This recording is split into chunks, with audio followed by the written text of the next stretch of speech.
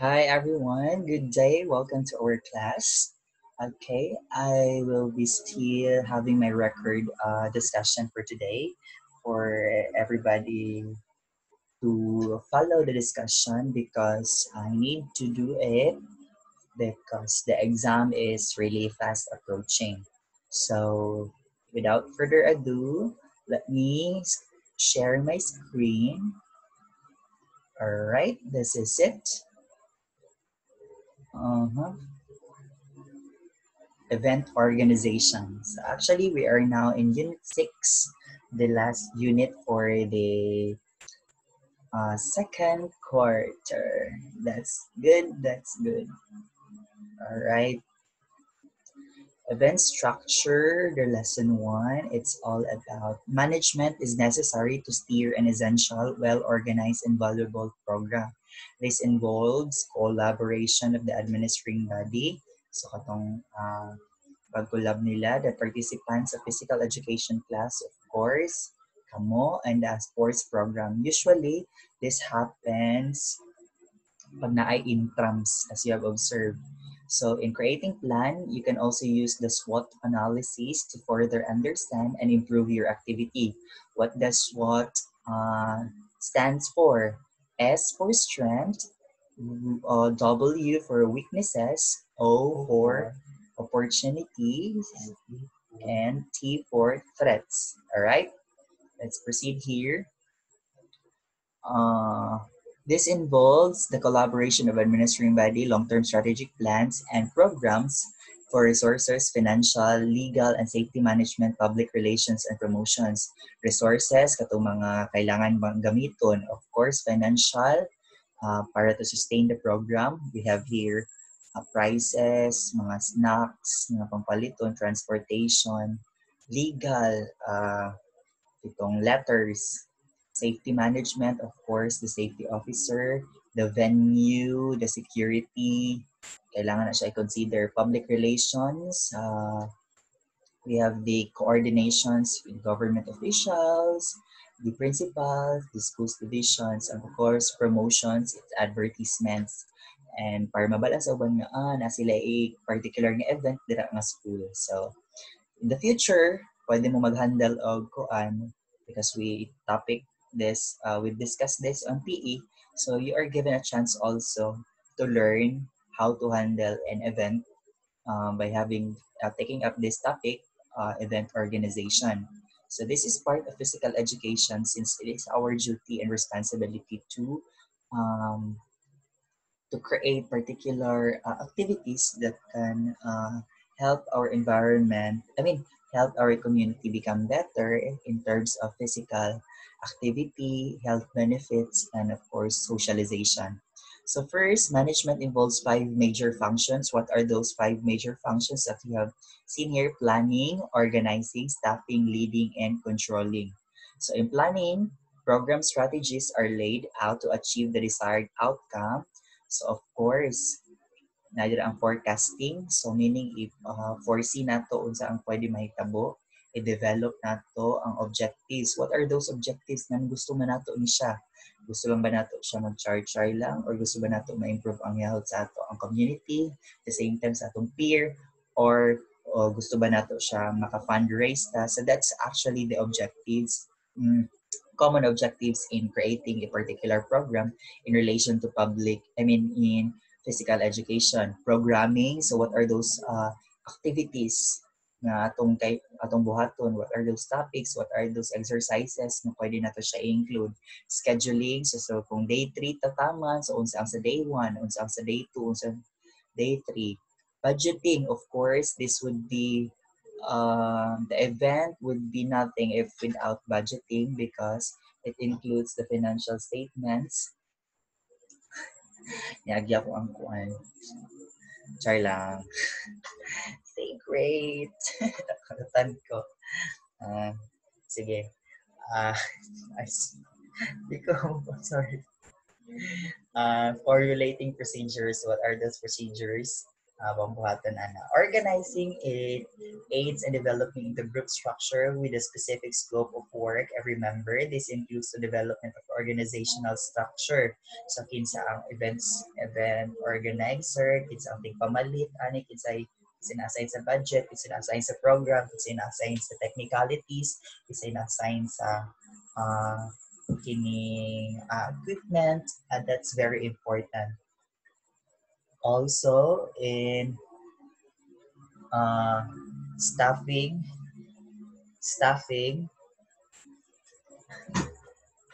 pagitan ninyo. Sige lang. Ay, nako. Sige. Alright, let's proceed to staffing. Sige lang, I need to continue this. I will not stop and retake because nakasugod ako discuss. Staffing is the recruitment, selection, and retention of members wherein they are given appropriate assignments with proper training and professional development. It also concerns establishing an ideal work environment and ensuring the human resources to get it work done. So for example, if you're in line with medical team or in medical field, so dito ka ibutang sa first aid, so in line pag ka sa hosting ana imong field, dito pag ibutang sa plan, sa kining sa programming. So kung in line ka sa sports, dito ka sa technicalities, sa ana siya dili nimo pwede ibutang ang katong dili siya dito well structured, well knowledgeable on that. Leading is directing the organization to motivate and empower individuals in carrying out the program. So leading and leaders, mo motivate siya sa iyang kauban nga, okay, kaya na to na siya, kaya naman siya buhaton, tapos ikaw ang mo guide sa iya ha, kaya na siya. That's what we call leading. A leader is always also a servant, all right? Controlling ensures proper plan execution within the goals of organization. So, it requires i-monitor para makontrol nato ba mo nga kung tama ba or na-achieve ba nato atong gusto, ang desired nato ang gusto ma-achieve. In controlling, dapat it requires also monitoring kung na-achieve ba ni siya nga kaning schedule, tama ba? And ang participants, kompleto ba, tama ba ang equipment, so monitor ito, assessment, i-assess nato if it's effective or not, and evaluation, it's very important after na niya sa event. So makita nato diha ang mga lapses, makita nato sa mga kulang na pwede nato i-improve for the next activity na po, and feedback which can lead to re-engineering, reframing, and rewarding. So yan ana siya. Manager should continuously be in control of what is happening his or her jurisdiction. All right, what is the importance of management? Importance of management assists individuals to all right. Assist individuals to realize their objectives or goals. So, kailangan nato i-assess sila para ma-realize ito ang objectives unsa man jud ang tumong ani. Provides guidelines in the collaborative strengths of people. Tapos, defines whether members of the group are the group's development, efficiency, and accomplishment of goals. Tapos, defines whether the members of the group are contented and cooperating, tapos productive ba at the same time. Alright? Qualities of a good leader. So, in the future time, you will become a leader, and in actual scenarios also, in actual classroom setting, you will be given a chance also to lead in a group. So, you have to possess these qualities of a good leader for you to become effective leader. So, administrative mind, having an open mind and objectively evaluating circumstances. When I say open mind, andam siya mudawat og mga suggestions and advices. What is the difference between suggestion and advices? All right. Suggestion entails it's actually kanang it it's up to you kung buhaton mo na or dili. It's because it's a suggestion only. But when we say it's an advice, it's you are advised to do that. You are required to do that because that's an advice. What's the proper way of using those terms? Advice or suggestion? Tanaw na to ilahang effect. When we say suggestion kasi, it's your prerogative if kanang sundon ba nimo na iyang giingon or dili. So, kung sundon nimo siya, kung mali siya, dili nimo siya ma-blame kay it's suggestion lang man. So, pwede mo po mo siya dili sundon. When in fact, kung advice siya, dapat sundon jud nimo siya. So, mamali or dili, siya jud ang dahilan kay siya man ang naghatag sa advice. So, yun na siya. So, better to use suggestion. Integrity, trustworthy, ever classified information, truthful, dapat tinuod imo ang mga kuan, dapat consistent ka sa imong mga words pod para genuine ka, tinud-anay pod ka, and committed ka sa imong words. Kay, for example, ako how kay kumuha ng trabaho, kabalo jud kuan, kabalo ko mo dala pagkahuman pag nag-group work na, naglingkod ra ka, so you're not committed on your words. So, asa diha ang integrity nimo? Good human relations, of course, being interpersonal one is a prerequisite of being a good leader because you are not interactive with each other. You cannot guide your co-members at the same time you don't have good human relations. Sige kag pangaway, dili ka kayo nag-istorya sa uban, and you cannot you're not opening yourself to others. So dili siya a quality of a good leader. Healthy and fit, of course, very important. Dili ka na, ay, wala ko sakit akong tiyan, sakit akong ulo, so yan na siya. Ready to take responsibility at the same time. Andam ka mo hatag of responsibility. Tapos, andam ka mo, dawat o trabaho, di ka magsigig reklamo. Ikaw man ang leader, so laban lang siya. Naamay karapatan ng ubang release ang trabaho because they are not a leader actually. Ako, later na lang mag-story ka. Awareness of work, know-how, and specific field of organization. So, kabalo ka. Dili ka magpa-leader-leader kung wala ka kabalo. So, that's not a good quality of a good leader. Intellectual capacity, competitive thinking. So, nag-leader pa ka, maingon ra ka nga, ay da, mapildi ra, magyapon ta. So, yun na ay da, kanang mabagsak ka, basta makaperform. So, that's not a good quality of a good leader. A good leader possesses competitiveness in thinking and logical reasoning. Dapat effective at imparting and applying knowledge. So, that's the basic one. Okay. Actually, this is my favorite subject in my major subjects during my college days, organizational and management. I graduated Bachelor of Secondary Education major in music, arts. I have 4 majors, music, arts, physical education, including health education. So in music, I don't have a talent. I can play. I can identify sharp and flat notes at the same time, but I cannot sing well.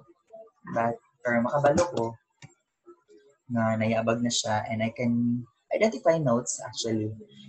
In PE, I can play some sports but not the same with my classmates na very national championships, but palaro Pinoy, and ana nila mga in arts also, performing arts, sa sayaw, dili ko kay ko sa sayaw. Health education, okay lang po, ganahan lang po pag-health education kaya wala man siya require nga talent. Pero my strength talaga is my classmates see me with this organization and management. So every time na naami event, I usually become a tournament manager or the highest ranking in our organization because ginabutan ko nila dira para mag-guide sa ilaha. Kasi wala man daw ko'y talent, so di ako nila ginabutang. So di ako nila ginabutang because di ako nila nakita as di ako nag-excel. So, mo sayaw, so sila na bahala sayaw, sila na bahala mo kanta, sila na bahala mag-officials dila sa mga kanang dula sa basketball, volleyball, badminton. And ako mag-organize lang to. Process the papers, set the objectives, tapos i-control na ako. Kung okay na ba dira, okay na siya dira. So that's my quality. So ikaw kamo also, you need to know yourself kung asa mo ibutang para here sa staffing kabalo mo kung asa jud mo kuha. Alright, dili pa taka dawat og ganang kuan trabaho. Dili na to kaya. Dili kaya ayo na kaayo tuga-tuga. And usahay mag-away, napakag-kaaway sa una kay sing siya. Leader man ta ka. Tapos anong I'm very strict and particular with it. Kaya nga naman, ako, di ba, as I've told you here, ready to take on responsibility. So, muan mag-aawayon ko sa uban sa una kay nga daw leader kung anong dili daw ko mo trabaho. Oh my gosh. Dili pasabot na you have to ready to take responsibility. You're accountable for tasks and handling of personnel. Dili pasabot ikaw mo trabaho anak because in staffing naman tay staffing ang ginatawag. So tingin anak siya natay ginatawag nga staffing.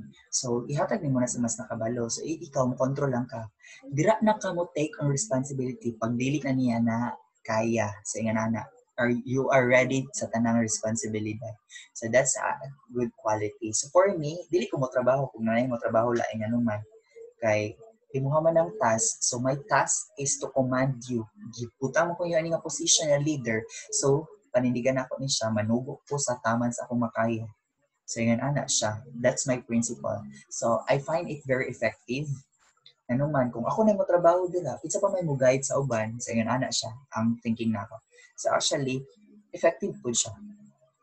Planning a fitness event. Alright, dari na ta. This is one of your greatest tasks. So we have this in writing, aims, and objectives. So dapat na tayo objectives always. Dili ta pwede magbakta sa isa ka lugar na wala ta kabalo sa padulong. So kaya na tayo objectives. In writing the aims and objectives, be sure that this will be SMARTER. SMARTER is the abbreviation for specific, measurable, attainable, and achievable, realistic for art, time, exciting, and recorded. Alright? Specific, dapat specific in mga objectives. Dili itong kanang inyong dula kay tawagan volleyball. Able to play volleyball, socialize with others. Niya imong objectives kay able to sing and dance. Asa man ka makakuha ang kuan? Dapat specific, measurable, dapat ma-attainable lang nimo.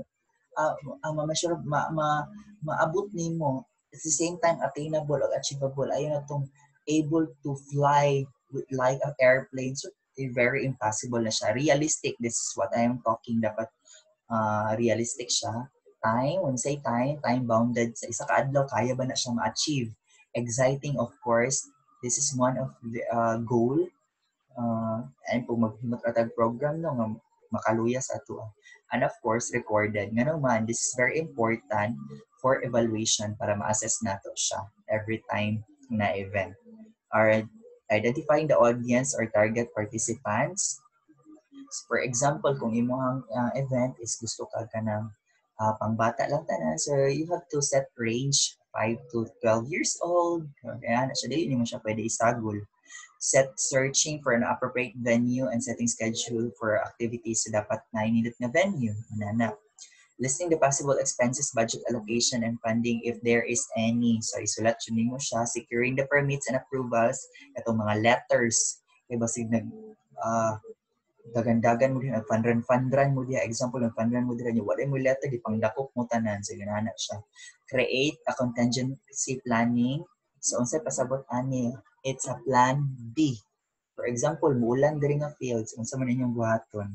So dapat na ay plan B. Identifying possible volunteers and listing for tasking. Kasi pwede mo tabang ninyo, enumerate the possible risks, kaya naatay mga medical teams dira. So possible ng mga mahitabo. So promoting the fitness event through media and marketing strategies. Ayun siya. Unsa man na inyong buhaton. So ayun siya. Evaluating the event by using SWOT analysis. Kato siya. Timan-an ninyo to. Understand the strengths, weaknesses, opportunities, and threats of your event. This may be used by evaluating your event. Finalizing your fitness event plan, dapat i-finalize mo, okay na ba ni siya? Tama na ba tanan? Ready na ba ang mga equipment, ang mga technicals, ang budget, ang letters, approved na ba tanan? So yun siya ka-importante. Alright? Nakuha? Okay. What you need to do for next week is you will create a fitness plan, more siya pamphlet. Alright? I can give more siya pamphlet na invitation.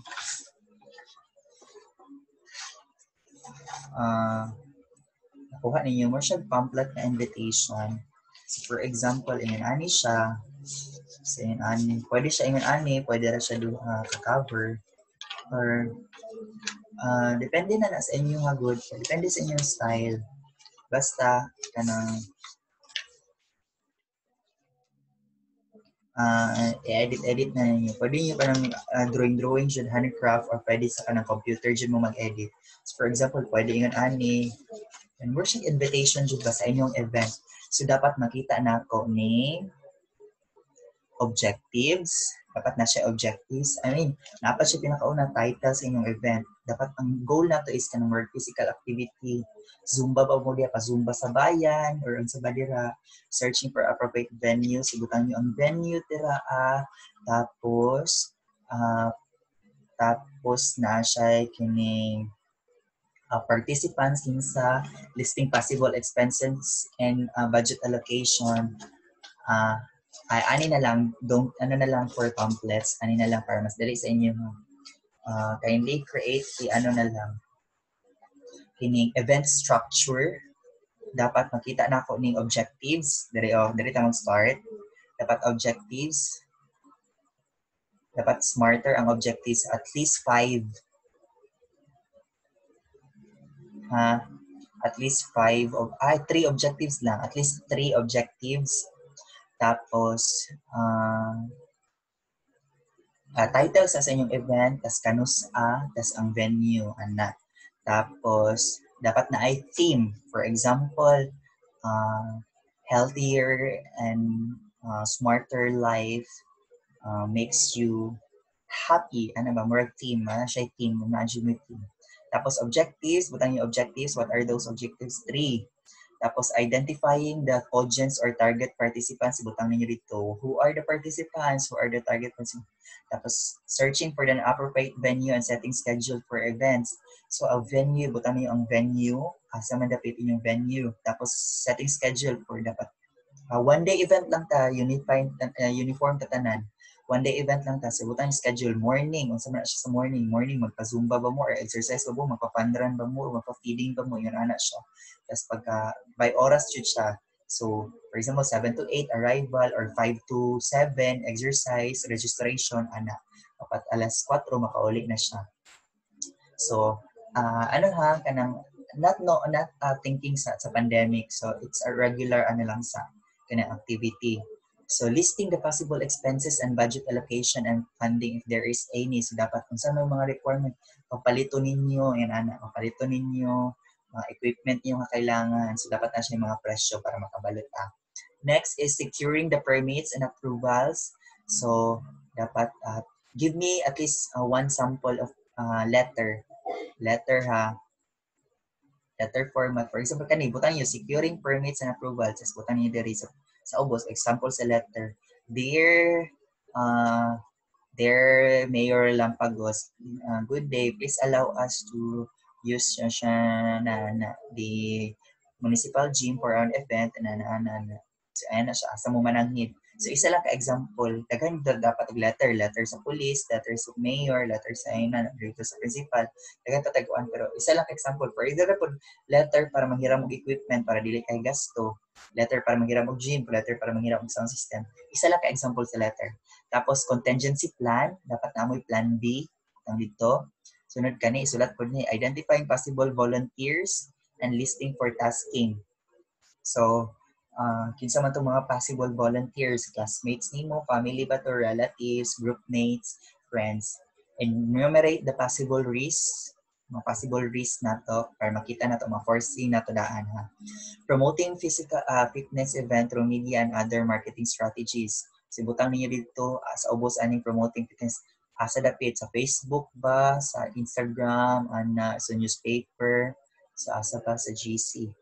Tapos, evaluating the event, analysis, how you can evaluate, kung saan yung pag-evaluate after, butang mo. And finalize the fitness plan. So, kung okay na siya, everything went well, butang mo dito. So, tapos yun na siya. Nakuha? Simple lang na siya. Okay, ipasa na to na siya sa Whipper. So, just wait. Maghatag ko after ani, makita niyo nga video. Ihatag na ko sa Whipper. Ang title is Event Organization. So, I will make right now an event organization sa Whipper. Sige lang. So, ibutang nyo tanan dito sa Whipper. So, pwede ko mo ibutang sa inyo daan, i-type sa inyo daan. Tapos, i-copy-paste lang ninyo dito sa Whipper. Alright? Are we good? So, see you next week. Bye, everyone. Love you. It's almost 12:38.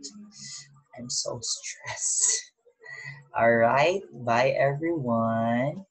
And reminders sa inyong grades, exams next week. So,